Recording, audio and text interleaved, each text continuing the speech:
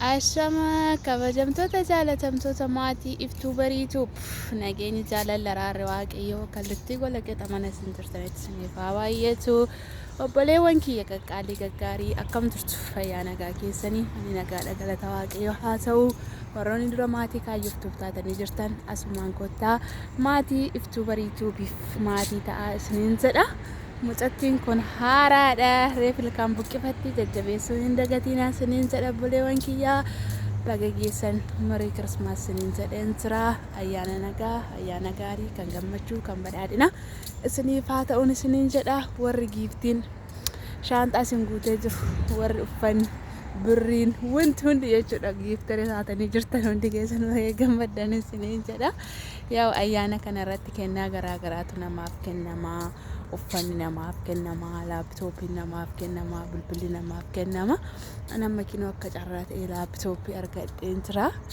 Egaa baga gammaddisa asumaan naan jechuun hin dagatinaan isiniin jedha. Laaptooppii kiyya immoo viidiyoodhaan qabadhee isiniif hin dhufaa haadha kinoo. Yaa gammachuudhuma kana kiyya ibsachuuf jechuudha. Mana kiyya keessa taa'ee gammachuu kiyya ibsadhu baay'een ulfaata. Egaa beektu miti jireenya mana namaati.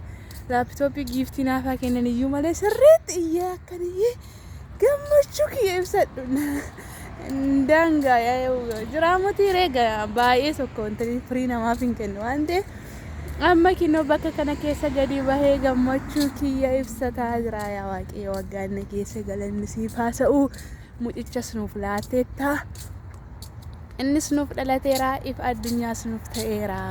Eegaa gargaaraa nuuf ta'ee jira jedhee waaqayyoon galateeffachaa kinoo gammachuu kiyyallee ibsataa jira. Isinillee warri gammaddan baga gammaddanii, baga if addunyaas argattanii, baga mucichi isiniif dhalatee, baga qoricha addunyaas argattanii isiniin jechuun jaalladha obboleewwan kiyyaa.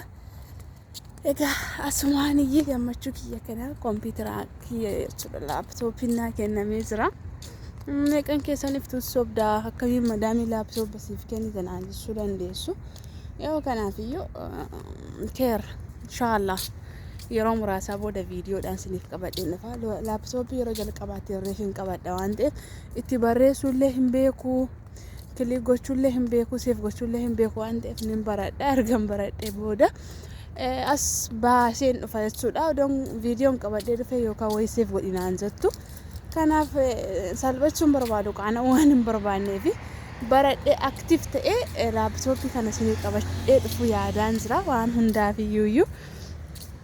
Innaa akkasin isiniin jedha obboleewwan kiyyaa. Isiniif hoo maaltu isiniif kenname? Shittoodha moo, shaampuudha moo, qibaatiidha moo, uffata moo? Yeroon isaas baay'ee qorra argaa jirtu miti amma jechuudha. Kiramtii seenee jira. Warri tuuttaan isiniif bitame uffanni qorraa, warri jaakettiin isiniif bitame laaptooppii sana caala jechuudha. Warri kaalsiin fa'aa isiniif bitame, warri gwaantiin harkaa kinoo kan yeroo qodaa dhiqxan, yeroo uffata tokkostan, yeroo qorraa jechuudha. Amma sa'aatii kana madaamonni mana hin taa'ani baasii wayiinuma beektu. Yeroo qorraa kana hin deemu bakka owwaaraa, bakka bashannana garaa garaatti deemu. Isaan faana gaafa deemamu maaltu nama barbaachisa ree? Isaan dhaqni isaanii ani dhakaadha ta'ee namarraa uumaman ta'ee ayidoonti keernaaf hin galu ittiin qorru jechuudha. Akka kiyyatti madaamiin kiyya uffata uffattu dhugaadha. Ganna ta'ee birraa ta'ee waaqa ammana keessa laa uffata meeqa walirra dabbaree tanan iyyeffadhee deema. Garuu madaamiin kiyya ittiin qorru jechuudha. Nummoo hin beeku ani gogaan injaraa dirribii 7-8 hojjetame ta'e hin beeku. Waan hundumaan nu caalu jarri kun kennaadhaan maal akka ta'e anaaf hin galu waan ta'eef jaratti hin qorru. Nuun immoo nutti qorra waan ta'eef kanaafiyyuu maal gochuu qabna ree? Warri tuuttaan isiniif kenname piliis nan dagatiin asumaan isiniin jechuun jaalladha. Tokko lamaan ishee odoon haa darbattanii hedduun isin jaalladha. Hedduun natti tola maaliif qorra hin danda'u waan ta'eef kompiitara kiyya isinii kenne jechuudha. Laaptooppii kiyya isiniif kenne tuuttaa sana fudhachuu hedaa. asuma warri sixootaan jechuudha wanta isiniif kenname hundumaa koomentii jalatti naa barreessuu hin dagatina kan na dorgomtan yoo jiraatan illee eewwaa kaayyoo iftuu nullee asumaan kinoo laaptooppii argadheeraan kaalii keeti qixxee keeti kannaan jettan yoo jiraattan koottaa koomentii jalatti naaf barreessa warri tuuttaa argattan immoo lakkoofsa bilbilaa keessan koomentii jala naa kaa'uudha.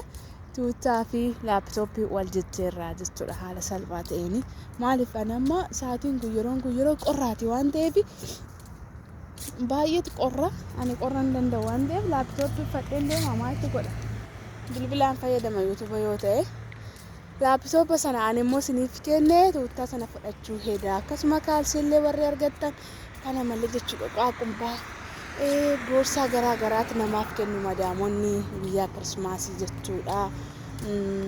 Chokkoleen hin hafu, mastikaan hin hafu, shittuun hin hafu wanta argattan jechuudha. Kennaan xiqqoon qabu waan ta'eef koomentii jalatti barreessuu hin dagatinaan isiniin jedha.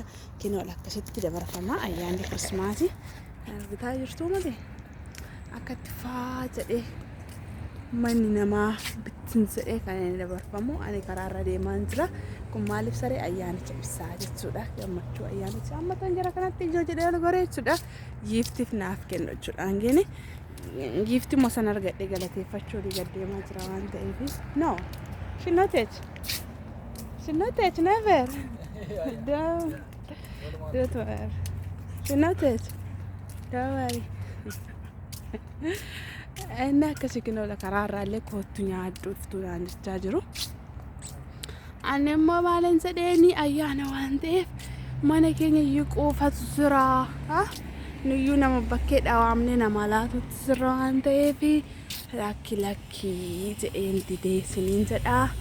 Akkasii kanaaf kennaa argatan hundumayyuu nan dhoksinaa jechuun barbaada. Ayyaanis immoo ayyaana nagaa kan gammachuu kan kennaa fudhattanii kaatanii boru madaamiin isinitti bobeessu akkan taane bicha. Har'a laatuuttaan isinii dhufee har'a laaptooppii shittoon boorsaan wantoonni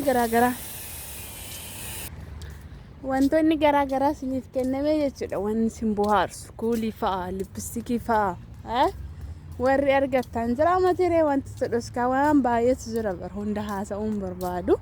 Kana har'a fudhattanii kaatanii borummoo akka madaamillaa isa fudhattan deebisaa jettee dhaabiif taa'umsa isiniin dhoowwine. Gooftaan madaamii keessan garaa isiniif haa laaffisuun isiniin jedha. Ayyaana nagaa kan jaalalaa kan gammachuu kana guyyaa har'aa kan itti gammaddan itti bohaartanii ooltanii fi akkasuma immoo biyya keenyaaf waaqayyo gooftaan nageenya jaalala tokkummaa badhaadhina bilisummaa akka nuuf kennu abdii guutuun qaban isiniin jedha. Akkuma kennaa kana argattanii gammadanii jirtanii gara waaqayyootti illee ba'uu hin dagatina. Biyya keenyaaf kadhannaa keessaniin yaadadha bakka jirtanitti biyyi keenya baay'ee tokko jeeqamaa jirti.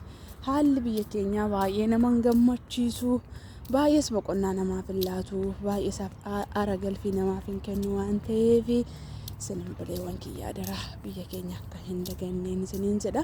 Numoo cubbamoota kanarra bulee waaqayyo biyya keenya jijjiiruu danda'a waan ta'eef kadhannaan nama tokko nu keessaa jechuudha. Nu miiliyoonatu jira. Dhalattoonni biyya keenyaa hedduutu jira. Isaan keessaa waaqayyo gooftaan dhimmaan nama tokko yookaan gaaffii nama tokkootiif deebisuu danda'a waan ta'eef marti keessanuu yeroo kadhannaa kadhattan biyya keenyaaf adaraa kadhachuu hin dagatinaan isiniin jedha. Biyyi keenya baay'ee tokko jeeqamaa jirti. Guyyaama tokko biyyi keenya akka biyya biraatti firiideemii argattee bilisummaa argattee dhugaana. Dur biyyi keenya hiyyummaa qabdi jenneetu cinqabna ture. Har'a garuu itoo hiyyoomtee nagaan jiraatee otoo hiyyoomtee baatee galtee otoo hiyyoomtee lafa garaa ofii deemanii gaafii garaa ofii gaafatanii deebii argatu ta'e nama hin gaddisiisu dhugummaa. Hiyyummaa caalu biyya nagaa hin qabnedha dhugaadha. Biyyi kamiyyuu yoo nagaa qabaatte akka biyya kamii hojjettee jijjiiramuu dandeessi. Akka biyya kamii guyyaa eegee bilisummaan illee dhufuu danda'a. Guyyaa eegee teekinooloojii garaagaraatiin biyyi guddachuu hin dandeessi jechuudha. Baay'ee wayii kan keenya immoo har'a jechuudha. Dhugaadha biyyi keenya hiyyummaa qabeenyaa osoo hin taane hiyyummaa nyaataa osoo hin taane hiyyummaa nageenyaati qabna. waaqayyo gooftaan hiyyummaa nageenyaa kana keessaa nu haa baasu. Biyya keenya nuuf haa yaadatu isiniin jedha obboleewwan kiyya. Baay'ee ulfaata dhugaa yaadnuun xiqqoo ishee baay'ee mataa nama dhukkubsa. Karaarra deemaa waan hin jiruuf sagalee makiinaa garaagaraatu galaa jira. Innaa kanaafiyyuu maatiiwwan keenya warreen mana isaanii irraa buqqa'anii dubartoonni garaatti baatan jiru, kan harkatti baatan jiru, qe'ee isaanii irraa tankaraattaa bakkee keessa olii gadi rakkatanii manni isaanii jalaa gubatee qabeenyi isaanii jiraa barbadaa'ee wantoota garaa garaatiin dhiphachaa rakkachaa jiran hundi isa kana waaqayyo gooftaan gara mana isaaniitti akka deebisu nagaa akka nuuf buusu biyya Itoophiyaa kana jechuudha. Ishee dhiigaan guutamtee jirtu, ishee dirree biyya keenya kana dhiigni ilmaan Oromoo uwwisee jiru kana jechuudha. Waaqayyo gooftaan akka fedhaaf jaalala isaa akka eeyyama isaatti dhugaa nageenya jaalala nuuf haa fidu isiniin jedha. Dhugaadha jaalala keessa waa hedduutu jira. Odoo jaalalli jiraate kan hundumtu hin jiru. Namni lagaan bakkaan bifaan amantiidhaan wal qooduudhaan jibbinsi dhufe erga jibbisni dhufee immoo kunooti waraanni ka'e. Dhugaadha odoo jaalalli jiraate uummanni achi keessa jiru kun jaalala dhugaa qulqulluu waliif qabaate kun hundumtiyyuu biyyi keenya akkas taate jedhee hin yaadu. Dhugaa inni hundumaa jechuudha inni mana ijaaru utubaan jireenya ilma namaa jaalala waan ta'eef waaqayyo gooftaan biyya keenya sana keessatti sabaaf sablammii biyya sana keessa jiru keessa jaalala nuuf haa baay'isuun isiniin jechuun jaalladha obboleewwan kiyya. Baay'ee ulfaata bakka jaalalli hin jirre nagaan hin jiru, bakka jaalalli hin jirre eebbi hin jiru, bakka jaalalli hin jirre tokkummaan hin jiru, bakka jaalalli hin jirre walii galteen hin jiru. Kanaafiyyuu waaqayyo biyya keenya biyya jaalalaa nuuf haa godhu. Yoo jaalalli jiraate waan hundumti jiraachuu danda'a. Yoo wal jaalatan wal kabaju, yoo wal jaalatan wal dhaga'u, yoo wal jaalatan yaada waliif hubatu waan ta'eef erga jaalalli jiraatee booda erga jaalalli uumamee booda kan wanti hundi uumamu waan ta'eef waaqayyo gooftaan biyya keenyaaf jaalala tokkummaa nageenya nuuf haa laatu isiniin jechuu jaalladha obboleewwan kiyyaa. Egaa dhugaa dubbachuufis namalee yaasisaa bara dhaloota nuti amma keessa jirru jechuudha. Egaa yeroo biyyi biraa qaroomee iftoominaa firii deemin jiraatu biyya keenya kana immoo jechuudha yeroo gadadoon hiyyummaan waraanaa itti dhangala'uu gisee uummanni akka hurrii samiirraa siqiqee jiraatu jechuudha. Dukkanaa'ee bakka jireenyi biyya keenya akkana lafti ammaa kun iddoo namni jiru ganama suriidha. Dukkanaa'ee callama akkas ta'ee jira jireenyi keenya jechuudha. Jireenyi biyya keenya baay'ee boqonnaa namaaf hin laatu, baay'ee nama hin jedhu dhugaadha. Nagaa namaaf hin kennu. Waaqayyo biyya keenyaaf nagaa haa laatuun isiniin jedha. Warroota buqqa'anii mana isaanii irraa bahanii jiran waaqayyo gooftaan mana isaaniitti nagaan isaanii haa deebisu, qe'ee isaaniitti nagaan isaanii haa deebisu. Mootummaa irra jiru kanas waaqayyo gooftaan nama qalbii jijjiirratu, nama laphee nagaa taasisu isiniin jedha. Dhugaa ani beeku waaqa osoo namoonni dhiigni namoota akkasitti dhangala'uu homaa itootti fakkaachuu dhiisu kana jechuudha. Kan du'aa jiru nama tokko lama miti, kan du'aa jiru nama 3-4 miti, nama miiliyoonaan lakkaa'amu, dhibbaan lakkaa'amu guyyaatti kan dhangala'aa jiru dhiigni namaa jechuudha. Deebisnee wal nyaataa jirra waan ta'eef nuyi mataan keenya iyyuu hirmiidha. Dhugaa bishaan hirmiit dhugaa jirra, midhaan hirmiit nyaataa jirra. Dhugaa lafarraa ol xaragaa jirra. Maaliif hundi keenya iyyuu suphee addaam waan taaneef waaqayyotu nu uume. Uumaa harka waaqayyo waan taaneef nuti hundi keenya obboleewwan hafuuraatti deebisneetoo wal nyaataa jirra. Kanaafiyyuu otoo kiristaana musliiman jedhin, otoo amantii waliin qoodin, otoo bifaan waliin qoodin gara waaqayyootti boonee waaqayyo gooftaan biyya keenya kana biyya nagaa, biyya jaalalaa, biyya tokkummaa, biyya bilisummaa qabdu, biyya birmadummaa qabdu nuuf haa gootu jennee gara waaqayyootti boohuu hin dagatinaan isiniin jedha obboleewwan kiyyaa. Maaliif baay'ee ulfaata biyyi mangistii hin qabne yookaan biyyi mootummaa hin qabne biyya miti. Dhugaadha biyya kamiyyuu gadidha. Biyyoota Afrikaa jiran kana keessaa Itoophiyaan kun yeroo hundumaa maal akkas siqiqiin akkatti baay'atu ayidoonti garnaaf hin galu. Biyyoota gara biraayyuu haadhisnu Itoophiyaan kun Afrikaa keessaa ishee tokko waan taaneef maaliif akka biyyoota Afrikaa kamitti hin bulle sila maal ta'eef wal nyaata namni keenya? Maaliif walii galteen hin jiraanne? Maaliif jaalalli hin jiraanne? Maaliif tokkummaan hin jiraanne? Isiniin jechuun barbaada kun gaaffii keeyya. Biyya keenya keessatti maaliif gaaffii namni gaaffii gaafate, gaaffii mirgaa kan gaafate hin ajjeeffaman? Dhuma ijoollummaa kaane jechuudha.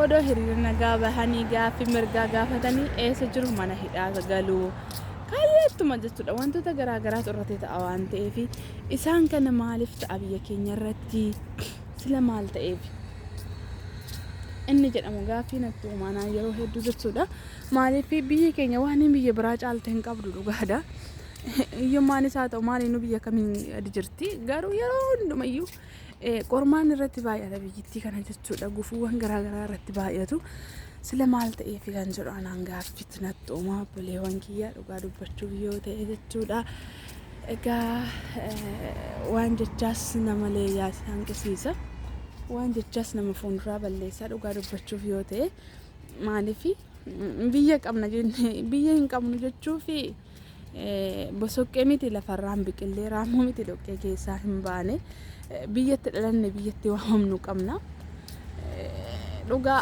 haaluma isaatu hin ulfaata dhugaa saba barateetu keessa hin jiru jechuufi kan barateetu keessa jira kan barateetu biyya bulchaa jira kan barateetu aangoorra jira annaani dhugaa baay'ee tokko ulfaataa isa kana hundumaayyuu immoo waaqayyo gooftaan waan hundumaa gochuu inni danda'u inni ifa addunyaa kanaa ta'e inni dhiphoo addunyaa kanaa furmaata laatu dhiiga ijoollee isaa haa barbaadu gumaa